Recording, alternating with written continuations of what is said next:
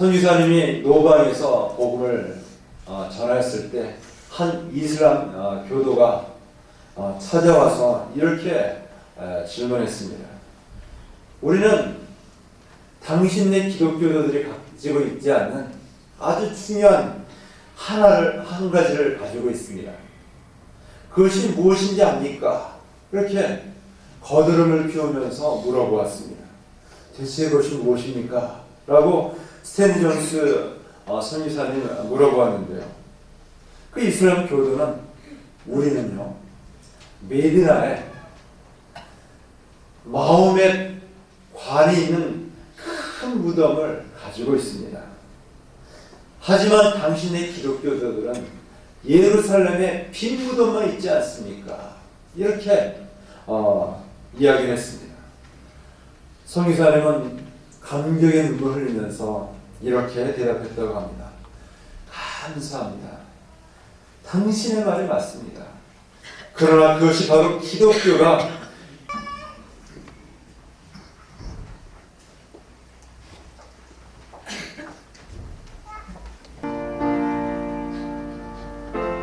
내가 너희에게 전한 것은 주께 받은 것이니 곧 주 예수께서 잡히시던 밤에 떡을 가지사 축사하시고 떼어 가라사대 이것은 너희를 위한 내 몸이니 이것을 행하여 나를 기념하라 하시고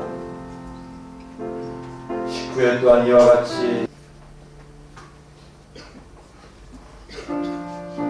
내가 너희에게 전한 것은 주께 받은 것이니 주 예수께서 잡히시던 밤에 떡을 가지사 축사하시고 떼어 가라사대 이것은 너희를 위하는 내 몸이니 이것을 행하여 나를 기념하라 하시고 식후에 또한 이와 같이 잔을 가지시고 가라사대 이 잔은 내 피로 세운 새 언약이니 이것을 행하여 인생을 바라보는 아주 중요한 관점입니다. 우리는 우리 인생을 어떻게 바라보아야 할까요? 대부분 우리가 한평생의 삶을 삽니다. 70, 80, 더 많이 살면 100수까지 살 수 있을지라도 다 한 줌의 흙으로 죽음의 무덤으로 들어가게 되어집니다. 바로 몸이 다시 사는 것과 영원히 사는 것을 믿습니다. 이 믿음의 고백은 바로 예수 그리스도를 믿음으로 말미암아 우리가 영원한 미래, 영원한 삶이 우리에게 주어짐을 말씀하고 있습니다. 사도신경을 고백하는 사람에게는 언제나 그 미래가 절망이요 죽음이요 무덤이 아니라 이 세상의 삶, 하나님과 함께 동행하며 이 땅 가운데 영혼을 바라보며 천국을 바라보며 영원한 삶을 살아감을 말씀하고 있습니다. 인도에서 존 스탠리 선교사님이 선교 활동을 하였습니다. 노방 전도를 하는 중에 한 이슬람 교도가 거드름을 피우면서 스탠리 선교사님 앞에 나왔어요.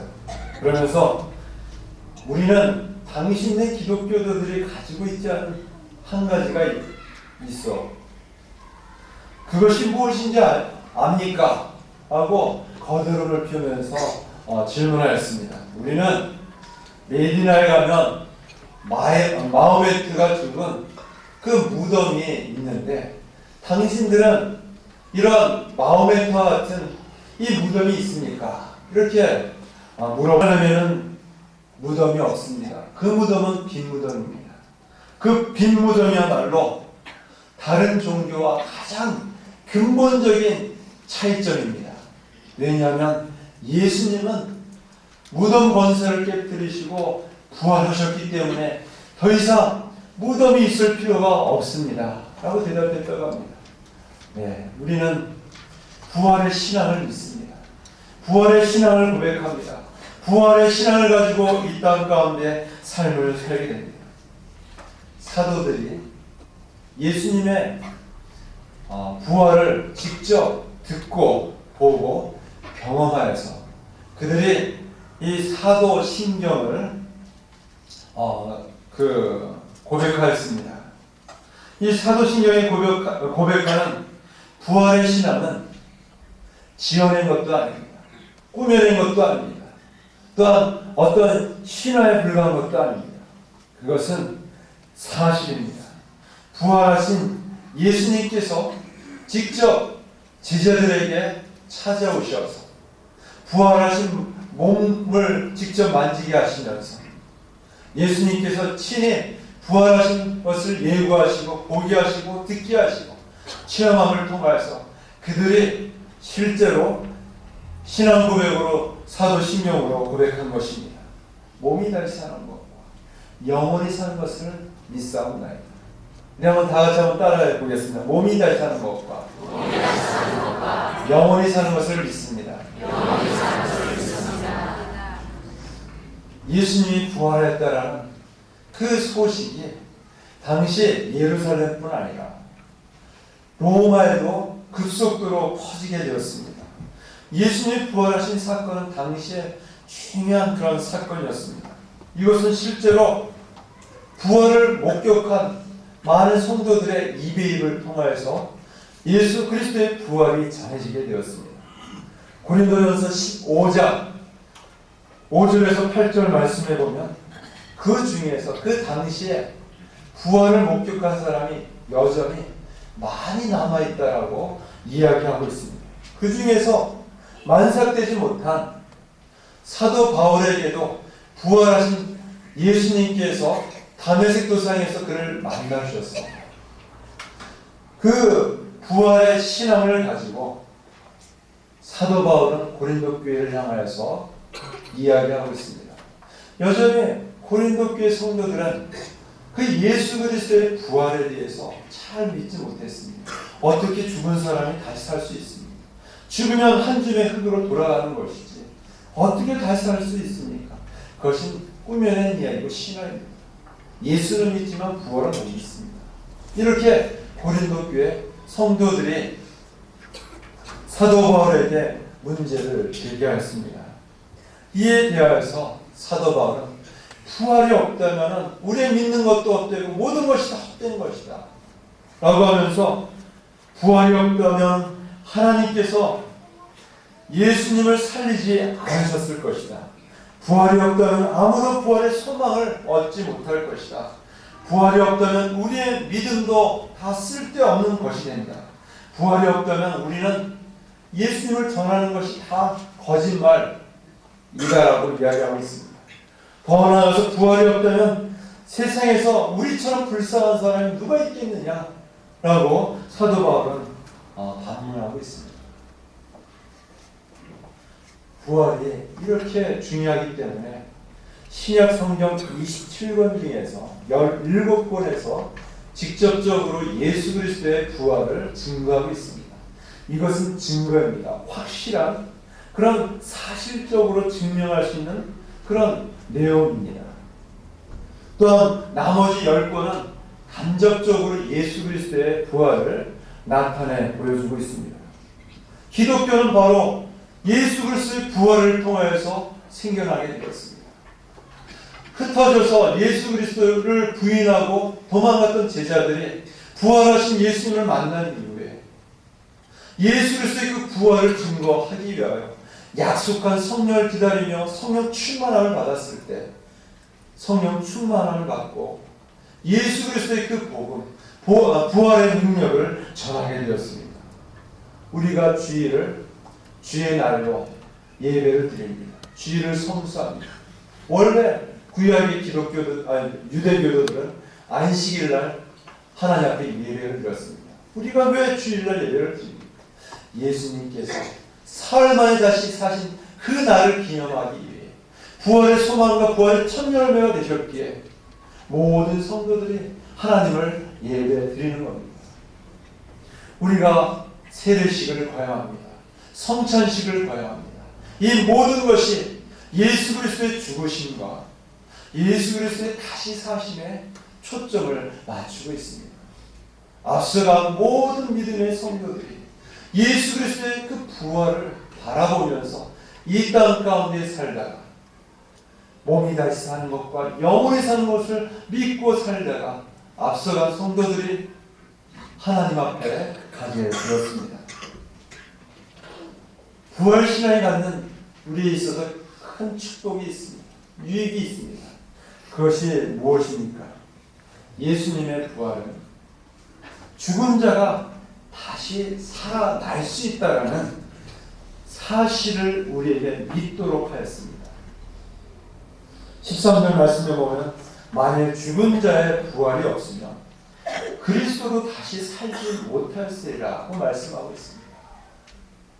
천지만물을 창조하신 하나님, 인생의 생사화복을 주관하신 하나님, 인간을 자기 형상으로 만드신 하나님, 그 하나님께서 친히 죽은 자를 살리셔서 예수 그리스도의 부활을 통하여서 그것이 참된 사실임을 나타내 보여주셨습니다.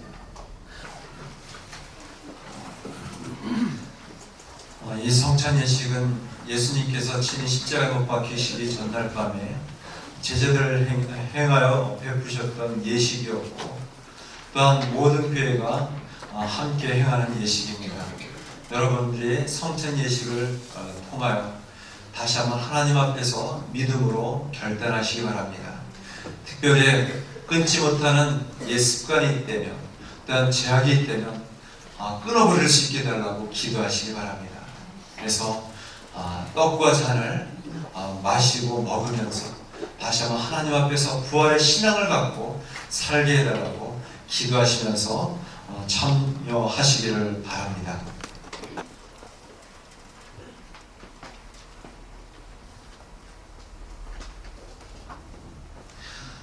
이 예식은 예수님께서 친히 세우신 것입니다. 이 예식은 예수님께서 재림하실 때까지 우리 위해 십자가 달려 죽으셨음을 기억하기 위해서 세우신 예식인 것입니다. 이 예식을 통하여 자기 백성에 힘을 주시고 죄를 대적하게 하시고 모든 고난에서 저희를 견고하게 하여 주실 것입니다. 또한 사랑과 믿음으로 이 땅 가운데 주의 뜻을 위해 살게 하여 주실 것입니다. 양심과 평안과 영생의 소망을 우리에게 허락하여 주실 것입니다. 그리고 이 성찬 예식은 세례를 받으시고 무흠한 입교인만이 떡과 잔을 받을 수 있습니다. 무흠 입교인이라도 양심의 가책을 느끼는 분은 받지 말 것입니다. 그러나 비록 죄가 있을지라도 회개하는 심령으로, 회개하는 마음으로, 새롭게 다짐하는 마음으로 동참하시면 되겠습니다. 마지막 시간까지 경건한 마음으로 동참하여 은혜를 받으시기 바랍니다. 이제 다 같이 갈보리 언덕의 십자가에 못 박히신 예수님의 모습을 바라보시고 가시면류관에 찔려 피를 흘리신 예수님의 얼굴과 굵은 못으로 상처 입은 손과 발을 생각하면서 떡과 잔을 받으시기 바랍니다. 회개하면서 받으시기 바랍니다. 감사하면서 받으시기 바랍니다. 결심하면서 받으시기 바랍니다. 우리 장로님들 다 앞으로 나와주시기 바랍니다.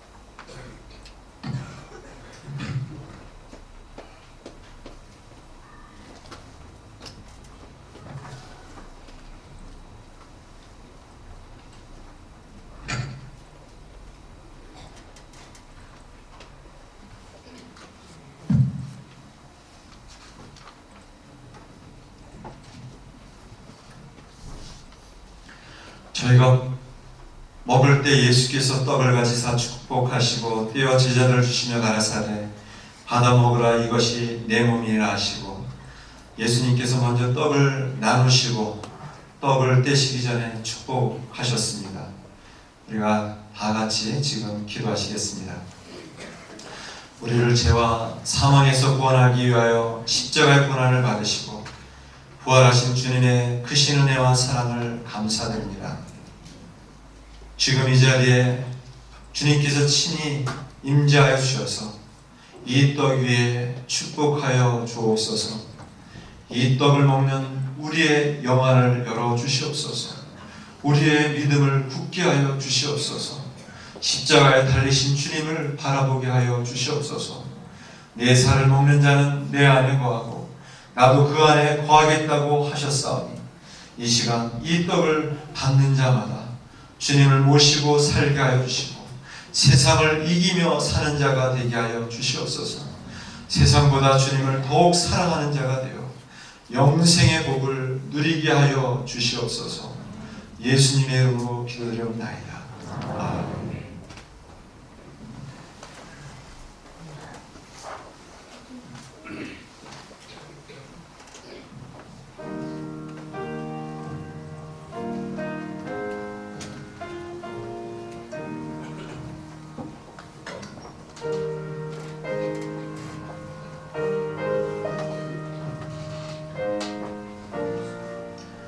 내가 너희에게 전한 것은 주께 받은 것이니 곧 주 예수께서 잡히시던 밤에 떡을 가지사 축사하시고 떼어 가라사대 이것은 너희를 위한 내 몸이니 이것을 행하여 나를 기념하라 하시고 식후에 또한 이와 같이 잔을 가지시고 가라사대 내 몸과 피를 범하는 죄가 있느니라. 사람이 자기를 살피고 그 후에야 이 떡을 먹고 이 잔을 마실지 주의 몸을 분변치 못하고 먹고 마시는 자는 자기의 죄를 먹고 마시는 것이니라.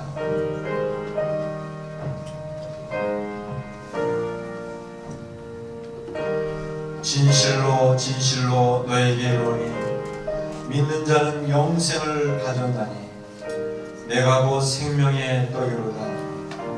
너희 조상들은 광야에서 만나를 먹었어도 죽었거니와 이는 하늘로서 내려온 떡이니 사람으로 하여금 먹고 죽지 아니하게 하는 것이니라. 나는 하늘로서 내려온 산떡이니 그날에 내가 그를 다시 살리리니 내 살은 참된 양식이요 내 피는 참된 음료로다. 내 살을 먹고 내 피를 마시는 자는 내 안에 거하고 나도 그 안에 거하나니 살아계신 아버지께서 나를 보내심에 내가 아버지께로 인하여 사는 것 같이 나를 먹는 그 사람도 나를 인하여 살리라. 떡을 아직 못 받은 분이 계시다면 손을 들어 표해 주시기 바랍니다.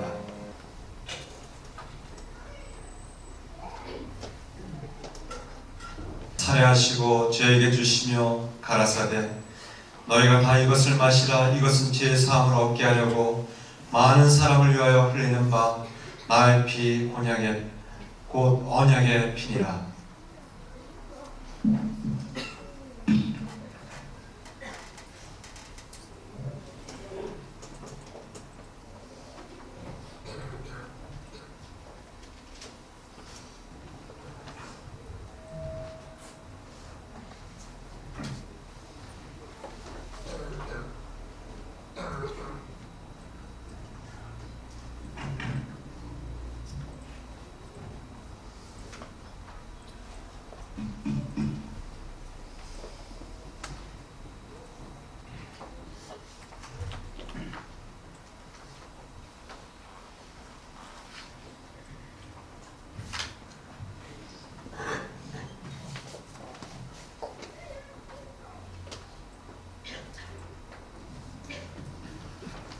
예수님께서 잔을 들고 축복하신 후 제자들에게 주셨으니 우리도 지금 다 같이 기도하겠습니다.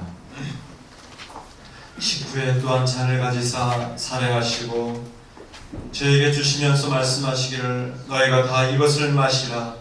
이것은 죄 사함을 얻게 하려고 많은 사람을 위하여 흘리는 나의 피 곧 언약의 피니라 하신 주여, 우리가 이 잔을 마실 때 우리의 더러운 죄의 피가 예수님의 보혈로 거룩하여지게 하여 주시옵소서. 먹보다도 더 검은 우리의 모든 죄를 씻어주시고 양털같이 흰 눈같이 희게 씻어 주시옵소서. 우리의 남은 생애를 주님께서 친히 주장하여 주셔서 거룩한 몸으로 하나님께서 기뻐하시는 삶을 이 땅 가운데 살게 하여 주옵소서. 주님을 위해 살되 피와 땀을 쏟으며 충성할 수 있게 하여 주옵소서. 예수님의 이름으로 기도드리옵나이다.